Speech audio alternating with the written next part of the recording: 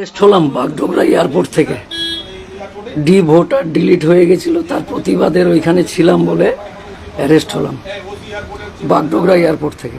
SIR এর নাম করে যে সমস্ত মুসলিম মানুষদের ভোটার করে দিয়েছে বা ডিলিট করেছে, যাদের নাম হয়নি, তাদের আন্দোলনে সহযোগিতা করতে গিয়ে, যদিও ওই আন্দোলনটা আমি করিনি, আমি কলকাতা থেকে আলিপুরদুয়ার যাচ্ছিলাম, ওই আন্দোলনের পাশ দিয়ে যাচ্ছিলাম, সেখানে বক্তব্য দেওয়ার কারণে আমার জন্য কোনো জজ সাহেব অ্যারেস্টও ছিল না আর আটকও ছিল না। আমি ন্যাশনাল দিয়ে আসছিলাম, আর ঘটনা ঘটেছে মোথাবাড়িতে, তার জন্য অ্যারেস্ট হলাম আর কি। বাগডোগরা এয়ারপোর্টে মামলার কাজে যাচ্ছিলাম ওইখান থেকে। এখন বাগডোগরা থানায় যাব, থানা থেকে তারপরে হয়তো মালদা বা বিভিন্ন জায়গায় নিয়ে যাবে। মানে বেশ কিছু দিনের জন্য আপনাদের কাছ থেকে চলে গেলাম। ভালো থাকুন আপনারা সকলেই। আর এই যে ভোট, নিশ্চয় নিজের নাম উঠাতে যা যা করা প্রয়োজন তা করতে হবে। ভালো থাকুন আপনারা সকলেই।